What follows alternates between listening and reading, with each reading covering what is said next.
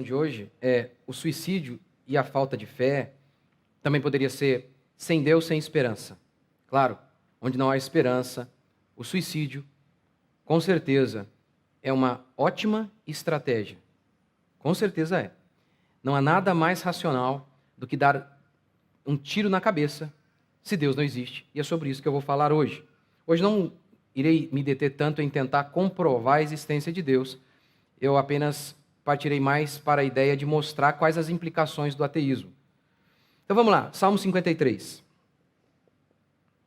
O insensato diz no seu coração: Deus não existe, indo na contramão da ideia comumente ventilada de que quanto mais inteligente, mais incrédulo. Deus olha do céu para os filhos dos homens para ver se há alguém que tenha entendimento, que busque a Deus. Todos se desviaram e juntos se corromperam. Não há ninguém que faça o bem. Não há um sequer. Por acaso, nenhum dos malfeitores compreende? Você nota a repetição aqui da ideia de entendimento relacionado à imoralidade? Entendimento relacionado à incredulidade? Eles não têm entendimento, por isso são incrédulos. Eles não possuem entendimento, por isso são imorais. Note isso. Verso 4 de novo. Por acaso nenhum dos malfeitores compreende? Eles devoram o meu povo como quem come pão, e não invocam a Deus. Serão tomados de grande pavor, porque Deus dispersa os ossos dos que acampam contra ti. Tu os envergonhas, pois Deus os rejeitou. Ah, se de Sião viesse a salvação de Israel, quando Deus trouxer de volta os cativos do seu povo, então Jacó se regozijará e Israel se alegrará.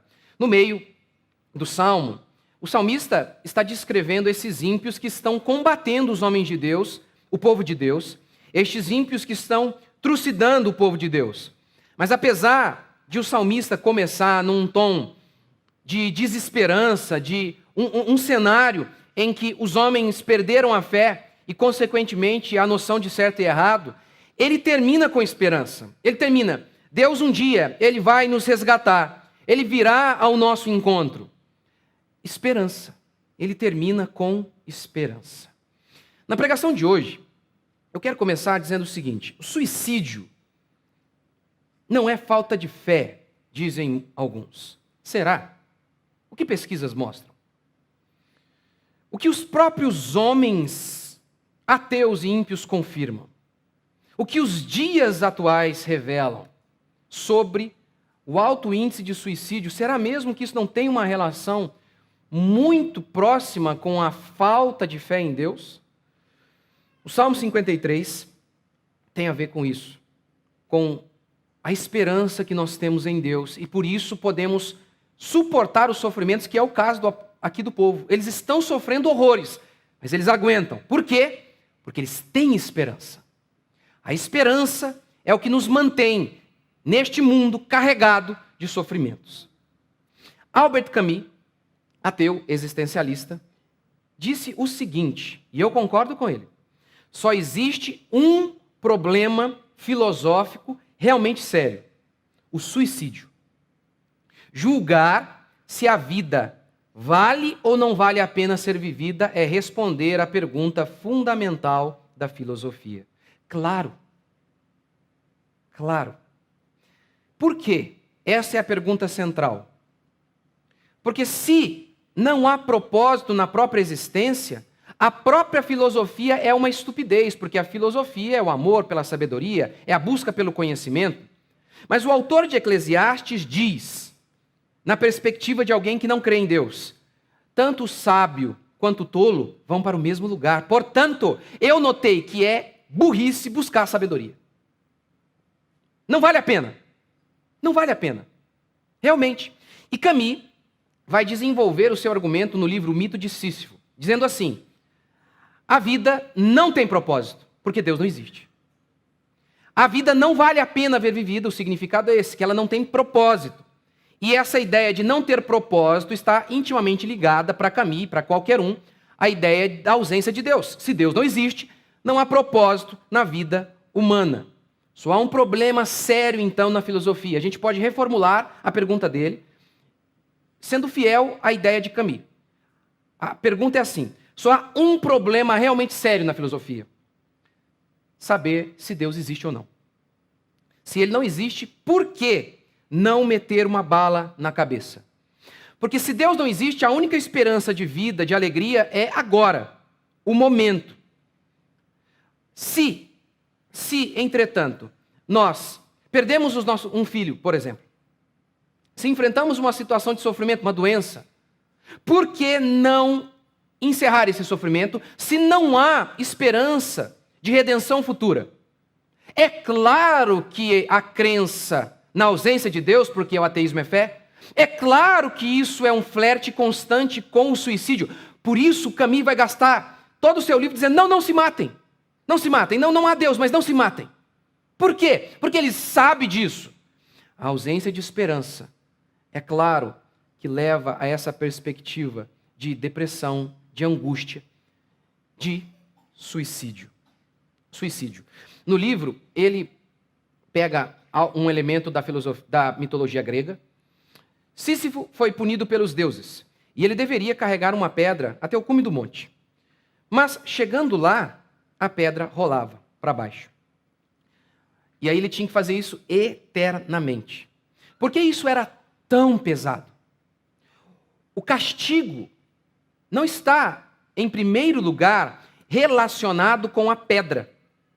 Não, este não é o problema. O problema é a falta de esperança. É a falta de propósito, que aquilo que você está fazendo, aquele seu sofrimento imediato, ele tenha um propósito futuro. Ali não tem. Era um eterno vazio. Uma eterna ausência de propósito.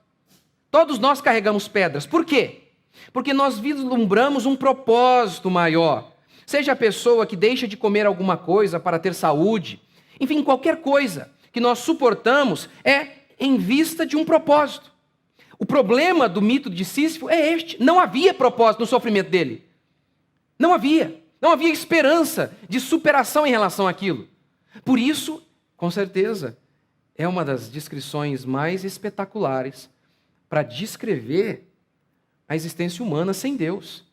É um eterno inferno sem esperança, sem um propósito. Camus diz o seguinte, ele fala o seguinte, o homem racional é o homem que jogou a muleta Deus para fora. E agora, ele é o homem absurdo, porque para ele a existência sem Deus é uma existência absurda, é uma existência racional. A existência racional é uma existência absurda, em que não se tem propósito porque Deus não existe. E aí ele define assim a existência. O homem racional, que não crê mais em Deus, ele desaprendeu a esperar. Este inferno do presente é finalmente o seu reino. E Camus continua. Liberte-se da ilusão da esperança, pois ela te impede de viver intensamente o hoje. Ela é a cura para o suicídio, diz ele. Liberte-se da esperança e viva o momento. Viva o momento e assim então você estará completamente cheio da existência. Cheio da existência. A fé cristã, entretanto, ela vai por outro caminho. Ela diz que a maneira de enfrentar os sofrimentos presentes é se enchendo de esperança. Eu vou tentar mostrar que o ateísmo, ele é irracional. E as suas ideias não são válidas. Essa aqui mesmo, de viva o momento, ela é uma grande ilusão. Como eu vou tentar mostrar hoje aqui na minha pregação. É uma grande ilusão. Então vamos começar falando sobre o suicídio. Camus disse, se tudo é absurdo, ou seja, Deus não existe, nada tem sentido. É claro que essa lógica leva à falta de esperança, que nada tem a ver com o desespero. Como assim não? Como assim não tem? Mas claro que a falta de esperança leva ao desespero. Camus diz, diante da morte, nenhuma moral, nenhum esforço são justificáveis a priori. Para Camus, é a falta de valor da vida que confere valor à vida. É a falta de esperança no amanhã que faz com que você viva o momento de uma maneira intensa. Ele cita Nietzsche, que disse assim, o que importa não é a vida eterna, mas a eterna vivacidade. Para citar um pagodeiro mais popular, vamos sair de Nietzsche. Já ouviu? Tinha uma música que era assim, ó. Que seja eterno enquanto dure esse amor, que dure para sempre. É isso que ele está falando aqui. Não, o que importa não é a vida eterna, gente. É o momento. É o famoso vida louca. Seja intenso no momento. E aí, Camus dá a proposta dele para vivermos neste mundo, sem Deus. Já que Deus não existe, vocês estão livres. Vocês não estão mais presos. Não há mais amarras morais prendendo vocês. Vocês podem dar um perdido. Sextou. E aí ele dá o exemplo de vida ideal. Dom Juan, que era o bom vivante, que dormia com uma mulher por noite. Claro, o casamento não é uma boa coisa. Não é. Na perspectiva de que Deus não existe, não é. Por quê? Se você ama uma mulher e ela fica doente, por exemplo, você sofre. E você pode sofrer pro resto da vida. Então, sempre que você ama alguém, há o perigo de você sofrer. O amor tudo sofre. O amor está sempre associado ao sofrimento. Então, amar mesmo uma pessoa de verdade não é um caminho racional. Não é. O caminho racional é apenas usar as pessoas, como se elas fossem apenas matéria mesmo, só um pedaço de carne.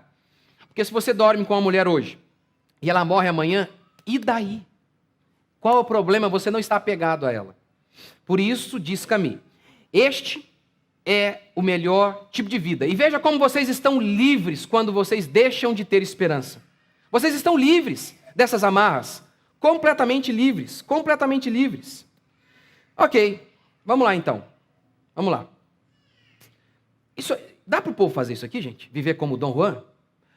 Me disseram ontem, hoje de manhã, que alguns jogadores de futebol aqui do Brasil foram lá para um jogo de futebol, acabou o jogo, casados os caras. Um estava com um casamento marcado. E aí, eles foram para balada, não voltaram mais, gente. Só depois de 3 dias. 3 dias. Mulherada, cachaceira. Gente, nem se você quisesse, você podia fazer um negócio desse. Nem se você quisesse. 3 dias. Pagando um garoto de programa. 3 dias. Você está endividado pro resto da vida, gente. Não é todo mundo que pode fazer isso aí. Não é todo mundo que pode viver como Dom Juan. Não é todo mundo que tem lábia, que tem beleza, que tem dinheiro. Não é todo mundo não, gente. Não é todo mundo não. A maioria não pode viver intensamente. Com R$2.000 não dá para viver intensamente. Com pessoas que precisam trabalhar para sobreviver, e é o caso de boa parte da humanidade, não dá para viver intensamente. Segundo, parece que o homem não tem se satisfeito com essa ideia de viver o momento. Porque é exatamente assim que muitas pessoas estão vivendo. Sem padrões morais, sem esperança de Deus, sem nada, sem nenhum valor, apenas preocupados em viver o momento. Os jovens têm vivido assim. Os jovens têm vivido. E como eles estão? Um artigo recente da Gazeta do Povo fala sobre o fenômeno, o título do artigo é O Fenômeno Global do Suicídio. E aí eles citam o CDC dos Estados Unidos, Controle de Prevenção de Doenças. Dos 10 aos 34 anos, é a segunda causa de morte o suicídio. O suicídio é a segunda causa de morte entre pessoas entre 10 e 34 anos. Atrás apenas de lesões não intencionais, como, por exemplo, acidente de trânsito. Ministério da Saúde, aqui do Brasil, de 1980 para cá, aumentou em 20% o índice de suicídio entre mulheres e 100% entre os homens. Eu vi um folder uma vez, e o folder falava assim, mitos sobre suicídio. Primeiro mito, quem fala em suicídio não comete. Eu realmente achava, não, quem fala em suicídio fica só falando, não se mata não. Né? Uma vez um cara escreveu no meu Instagram, Facebook, louco para acabar com a minha vida. Aí olha o que o cara escreveu embaixo, vai com tudo. Sem amor, né? Vai com tudo. Porque eu acho que é isso, né? Ele falou, olha, quem fica falando que quer acabar com a vida não acaba, não. Adolescente tem um pouco disso às vezes, não é?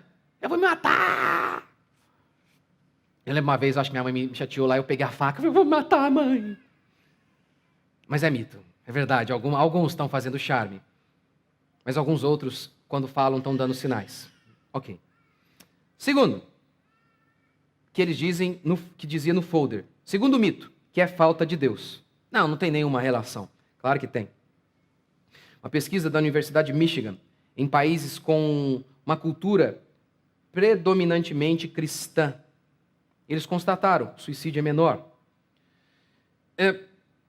Veja o índice de suicídio mais forte em algumas classes de pessoas. Jovem solteiro, sem ou poucos filhos, com pouco contato com membros da família. Tudo isso, todas essas pessoas estão mais propensas ao suicídio. E você vai lá na vida dessas pessoas, dá uma investigadinha. Muitas são assim justamente por conta da ausência de uma fé robusta em Deus. Por exemplo, note hoje, quem são as pessoas que têm tido filhos neste mundo materialista? Porque ter filho, gente, pensa bem. Se Deus não existe, é a pior burrada. Dá trabalho, faz você sofrer. Se Deus existe, filho é uma bênção. Porque ele muda você. Ele torna você alguém maduro. Não tem como, você tem que amadurecer na marra com o filho. Só que, qual o propósito de amadurecer se Deus não existe? Porque pense nisso. Quantas vezes, eu estou com 39. Aí, quanto mais velho eu fico analisando a minha vida e concluindo. Puxa vida, mas se eu soubesse isso quando eu tinha 20 anos. E aí, quando eu chegar aos 70, aí eu vou falar, puxa vida, quanta coisa que eu não sabia. E aí, quando eu estiver maduro, e quando eu souber das coisas, aí eu morro. Veja que a nossa vida não é para ser vivida apenas aqui. É uma preparação para a eternidade. Nessa perspectiva, filhos são uma bênção, porque eles nos mudam. Não tendo uma fé forte em Deus, é claro que eu teria um cachorro. É muito mais fácil. Então, essas pessoas aqui, todas essas atitudes deles, a falta de um valor do valor do casamento, é claro que isso tem muito a ver com uma fé fraca ou ateísmo mesmo. Tem muito a ver, muito a ver. Não é por acaso que recentemente foi lançada uma série sobre suicídio, de uma menina que comete suicídio. 13 Reasons Why. Não é por acaso, é um assunto do momento. Eita! É um assunto do momento. Meu segundo princípio. Deus confere esperança. Só Deus confere esperança. Kierkegaard disse o seguinte: se o homem não tivesse uma consciência eterna, o que seria então da vida, senão o desespero? Se o homem não tivesse uma consciência de vida eterna, o que seria da vida senão o desespero? É exatamente a mesma coisa que o autor de Eclesiastes diz. Na perspectiva de alguém que não crê em Deus, ele fala, tudo é inútil. Trabalhar, inútil. Grandes empreendimentos, estupidez. Buscar sabedoria, diz o autor de Eclesiastes, burrice. Tudo é correr atrás do vento. Tudo. Tudo é correr atrás do vento. Que é a ideia de correr atrás do vento? Você corre e parece que não pega nada, não absorve nada. Veja como ele declara a vida.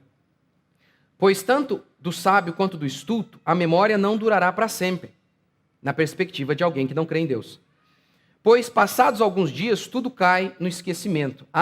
Morre o sábio e da mesma sorte o estulto. Se os dois morrem, não há vida após a morte, qual o valor em adquirir sabedoria? Deveríamos viver como animais, preocupados apenas em satisfazer os nossos instintos mais primitivos o mais rápido possível. É engraçado que Camus tenha falado de viver o momento num livro chamado Mito de Sísifo, em que um homem carrega a pedra a todo momento. É interessante que ele tenha falado sobre viver o momento e descreva alguém que está sofrendo em todo momento. Como que a gente pode viver o momento se boa parte da existência é sofrimento? Boa parte dela. O próprio trabalho, como Gênesis declara, ele é carregado de maldição. Aquele papinho de faça o que você gosta e você não vai trabalhar dia nenhum, isso não existe. Eu adoro o meu trabalho, eu amo o meu trabalho, mas ele é, como qualquer trabalho, difícil. Qualquer um. De vez em quando eu ouço pessoas falando assim para mim, pastor, você tem um privilégio, você não sabe. Você não lida com ímpio. Eu não. Você já deu uma olhada lá nos comentários lá? Dá uma olhadinha lá. Palhaço. Inbox, então, você nem ameaça de todo tipo. Todo tipo. Palhaço, você não sei o que lá. A vida é assim, gente.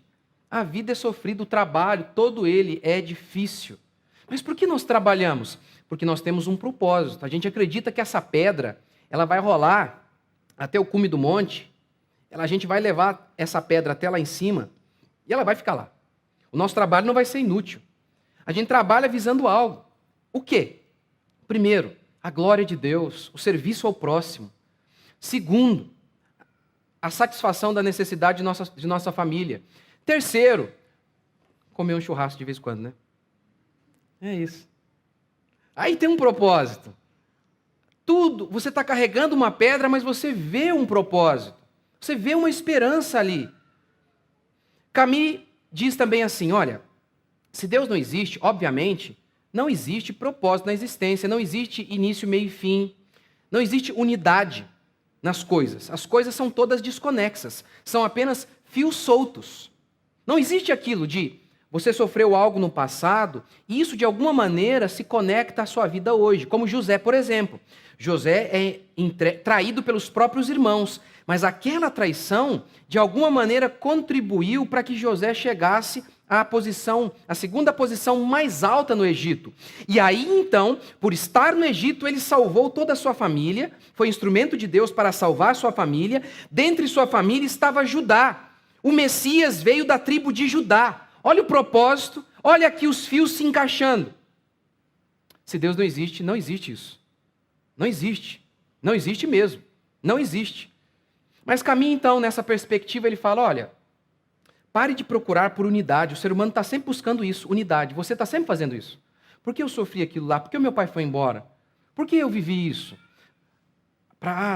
Porque hoje eu estou passando por isso. Olha o que Deus fez na minha vida. Aí você está vendo que você busca propósito o tempo inteiro? Você busca esses fios soltos? Você busca conectar esses fios soltos? Camus disse, para com isso. Não existe Deus. Você sofreu lá no passado? Você sofreu lá no passado. É só isso. Não tem nenhum propósito. Ele não pode crer em tudo coopera para o bem daqueles que amam a Deus. Tudo mesmo, até o mal. Para ele não tem isso. Ele diz assim, não podemos conhecer nada. Sobre o que e em quem eu posso dizer, eu conheço isso? Que necessidade haveria de tanto esforço? Por que você tem que ficar buscando entender as coisas? As linhas suaves das colinas e a mão da noite neste coração agitado me ensinam muito mais. Eu vou explicar para você o que ele está dizendo. Por que você quer entender as coisas? Apenas desfrute o momento. Por exemplo, ele cita a colina, ele está falando da natureza. Meu amigo, sente-se de manhãzinha e contemple o sol, sem tentar buscar entender quem fez, de onde viemos. Pare, apenas desfrute o momento. O problema é que eu não sei se eu consigo desfrutar o momento se eu olho para o sol e fico pensando, puxa, que vazio, né? A galáxia, as galáxias, somos apenas poeira cósmica, que delícia. Eu não consigo. E, tu, sol, fruto de ninguém. Apenas uma massa. Nêutrons, prótons, elétrons, átomos, só isso és tu, meu nada. Eu não consigo, assim, sabe? Não consigo nem olhar para a natureza se não houver um criador. É até difícil apreciar a obra de arte se eu olho para ela e não tem um artista que a fez. É muito difícil. Ele fala sobre arte. É possível ter arte sem crer em Deus? Porque a arte visa fazer isso. Trazer esperança, propósito, unir as coisas. Ele diz, é possível. Porque ninguém acreditava que era. E quem é lúcido continua acreditando que não é possível. Porque a arte visa trazer esperança, unidade, propósito. Ele fala, é possível sim. Não, não é possível. Veja o próprio livro dele. O próprio livro dele tem início, meio e fim, ideias que estão conexas. Tem uma ideia sendo transmitida. Há unidade no livro dele. Veja a música. Não há música. Não há música sem harmonia. Se eu toco um dó, o outro toca um ré. Se o tempo é diferente, não há música. É fundamental para que exista a música, que exista ordem. Unidade é fundamental. A própria existência seria impossível sem ordem e unidade. Até viver o momento seria impossível sem Deus. Como assim? Imagine que eu estivesse com uma arma e apontasse para sua cabeça e falasse, olha, você vai morrer, mas desfrute do bife. Pense nisso, gente, por um instante. Mesmo que você fosse muito rico, milionário, tendo tudo, e aí você pensa, poxa vida, o que vai acontecer? Como que será o amanhã? O pavor em relação ao amanhã, ao vazio do amanhã, podem tirar o seu apetite para comer o bife e desfrutar o momento. Eclesiastes declara assim: não há nada melhor para o homem do que comer, beber e fazer que a sua alma goze o bem do seu trabalho. No entanto, vi também que isto vem das mãos de Deus, pois separado deste, quem pode comer ou quem pode se alegrar? Eu vou citar uma pesquisa para mostrar que isso aqui é real. Só quem tem Deus consegue desfrutar o momento e comer o bife com aquela boca boa. Há muitas pesquisas que mostram o seguinte: as pessoas estão sempre buscando mais dinheiro, crendo realmente que esse é o maior fator, o fator mais determinante para o seu nível de felicidade. E o que pesquisas mostram? Pessoas que subiram de nível de vida. O que essas pesquisas mostram? Que essas pessoas, elas sobem, o padrão de vida delas sobe, mesmo que suba drasticamente. Há um ligeiro acréscimo de felicidade momentânea. Depois, as coisas voltam ao normal. Quer ver? Se você tem dúvidas sobre a pesquisa, faz um teste. Compre o carro que você quiser, que você sonhou. Faz isso. Junte todo o seu dinheiro e compre aquele carro que você gosta mesmo. Aquele que você gosta, que você fala que é o máximo, que é a razão da sua existência, que se você não comprar aquele carro, você nunca vai ser feliz. Compre! Vamos fazer uma campanha aqui para você comprar. Eu quero que você compre. Compre! E depois de alguns meses você me diga o seu nível de felicidade aumentou assim drasticamente. Faça isso. Conte para mim. Sem Deus, esse carro espetacular, depois de algumas semanas, se torna comum. Toda a vida se torna comum. É Deus que confere algo espetacular, chamado gratidão. Gratidão. Boca gostosa para comer algo. Deus confere isso. Deus que faz você olhar para as mesmas coisas e ficar deslumbrado com as mesmas coisas que você tem todos os dias. Porque, como eu já disse aqui recentemente, você sabe, de tanto ver a mesma coisa, você deixa de enxergá-la. Sabia disso? Pegue um quadro lá da sua casa. Pode reparar. Você não o vê mais. Ou, quer ver? Sua casa tem lá na parede uma sujeira. Talvez você veja essa sujeira no dia que alguém venha visitar você. Só. Via de regra, pode ter a sujeira, mas a maioria das pessoas não enxerga. Eu acabo enxergando. Todo dia tem uma lá que eu falo, meu Deus do céu. Via de regra, a gente acostuma e não enxerga mais. As coisas boas também são assim. Você tem coisas boas ao seu redor e de tanto vê-las, você deixa de enxergá-las. É só Deus mesmo que abre os nossos olhos para que a gente possa ser grato e feliz com aquilo que a gente tem agora. Mesmo que seja pouco, sabe? Mesmo que seja pouco, porque vai por mim, eu sei, eu já passei dos níveis de quase nada e ter um padrão de vida melhor. Vai por mim. Sim, eu prefiro ter mais do que a miséria, mas vai por mim. Se não há um coração grato e cheio de felicidade agora, você pode ter certeza. Não importa os níveis que você suba de prosperidade, você nunca vai ser feliz. Nunca.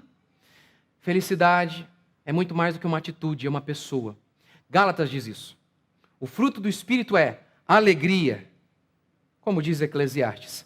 Não há nada melhor do que comer e beber do fruto do seu trabalho, mas separado de Deus, quem pode fazer isso? Quem pode viver o momento? E terceiro e último, princípio. A esperança é a força que nos move.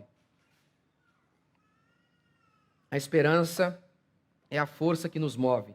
É por meio da esperança que nós vencemos o desespero em meio aos sofrimentos. Todos os dias carregamos pedras. Por que não desistimos? Porque temos esperança, que o nosso trabalho de alguma maneira será recompensado. Em meio às injustiças, por que temos esperança? Porque cremos, nenhuma bala será esquecida, uma bala roubada será esquecida, e o ladrão de uma bala será deixado aí livre. Não. Tudo será punido, todas as maldades serão punidas, todas as boas obras serão recompensadas. Fé. Para vencer as tentações, o que nos dá força para vencer as tentações? Esperança. É o que a Bíblia declara sobre Moisés. Moisés, mesmo sendo filho da filha de Faraó, sendo um príncipe, tendo todos os prazeres ao estalar de dedos, diz o texto que ele preferiu abrir mão de prazeres transitórios, momentâneos, para sofrer com Israel. Aqui está uma definição clássica do que é santidade. Eu sei que você muitas vezes ouve pastores até bem intencionados dizendo assim: eu nunca mais fui tentado, eu fui livre de um vício e nunca mais senti tentação em relação a ele. Eu até acredito que isso pode acontecer, talvez possa. No último dia de vida da sua existência, meu filho, você vai ser tentado. Eu e você seremos tentados sempre, é uma das nossas maldições. E aqui neste texto que eu acabei de citar para vocês está a definição correta de santidade. Não é, nunca mais sentirei nada. Aqui está a definição, é passar fome. Santidade é isso. É passar desejo. É falar, não vou desfrutar isso, porque eu estou vendo lá na frente algo muito maior. Isso é uma boa definição de santidade. É dizer não para um prazer momentâneo, visando uma glória futura. É o que Paulo fala também, porque ele aguenta os sofrimentos. E isso é sofrimento. Isso é sofrimento. Por exemplo, quando você deixa de comer um doce, isso é sofrimento puro, intenso. Leite condensado é uma coisa divina, não é? Por algum motivo. É um sofrimento momentâneo, visando um propósito maior. Santidade é isso. Santidade é isso, é você falar, não quero isso para o momento, visando algo maior. Paulo então descreve assim: porque os sofrimentos do tempo presente não podem ser comparados com a glória a ser revelada. Por que vencemos tentação? Como? Esperança. A esperança é a força. Enxergamos Deus na nossa caminhada, por isso enfrentamos tentações, injustiças e qualquer tipo de sofrimento. Eu vou terminar com Machado de Assis, no livro Dom Casmurro. Ele começa falando sobre o seu propósito ao descrever a sua história. O seu propósito era unir as duas pontas da vida, para ver se ele se encontrava ali, para ver se haveria algum propósito na existência dele. Talvez ele não achou. Mas nós encontramos, nós conseguimos unir os fios lá da nossa infância, sabe, tudo que a gente passou, da nossa vida adulta, lá com a nossa velhice, tudo se encaixa. Esses fios não ficam soltos, porque tem propósito na nossa existência.